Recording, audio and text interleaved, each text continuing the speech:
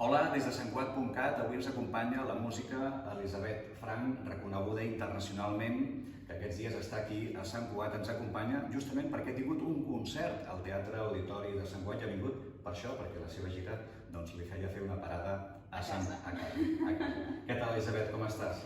Molt bé, Josep Maria. Contenta d'estar a casa uns dies? Molt contenta.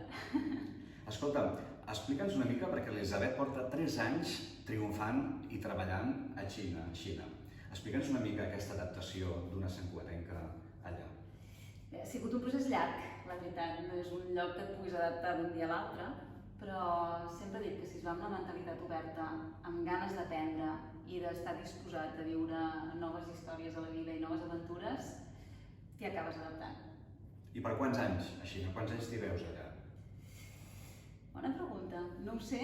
Tinc clar que no és per quedar-m'hi, aquest punt ja hi he arribat, però crec que una mica més d'aquesta experiència encara la puc viure, perquè sé que serà única quan s'acabi i ja s'haurà acabat.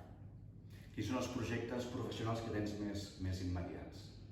Ara al desembre he d'anar a Itàlia a formar part del jurat del Concorso Internazionale Domenico Cimarosa, que és un dels més importants per flauta que hi ha a Itàlia, i m'ho han demanat perquè jo vaig guanyar aquest concurs el 2013 i des de l'organització del concurs hem vist tots els èxits que han hagut darrerament i hem dit, doncs ara, aquest any, que enguany és la 20a edició, ens faré il·lusió que estiguis al jurat.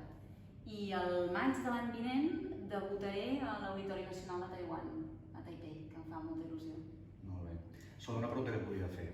Amb una noia joveneta que comença a estudiar flauta, que vol fer carrera, que li fa molta il·lusió aquest instrument, quin consell li donaries?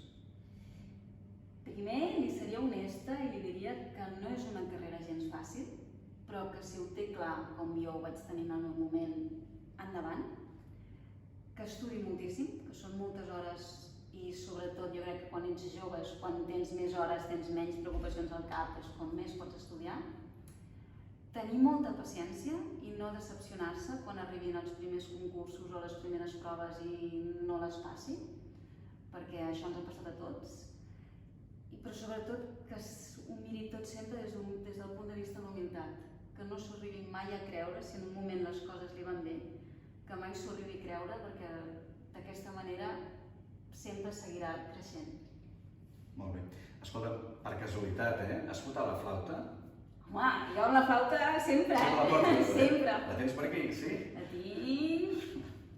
Està aquí. La tenim aquí. Doncs ja posat, jo et demanaria que ens toquessis alguna coseta, el que tu vulguis. Que ens pots oferir així, sense pensar-ho massa? Doncs mira, el primer que em ve de cor, al cap, i per tots els santcugatencs que ens estiguin escoltant, m'agradaria tocar-vos el cant dels ocells. Molt bé, doncs endavant. Sí?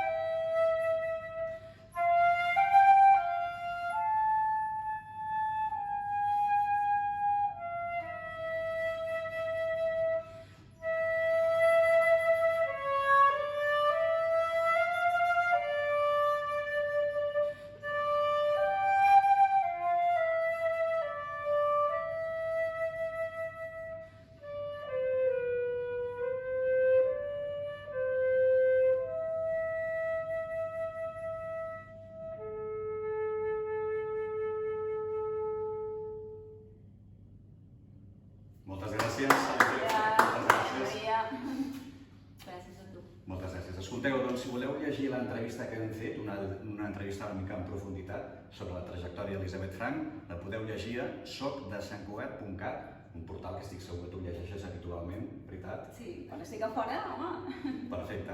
Doncs moltes gràcies, molta sort i molts èxits, com sempre. Gràcies. Fins la propera. Adéu.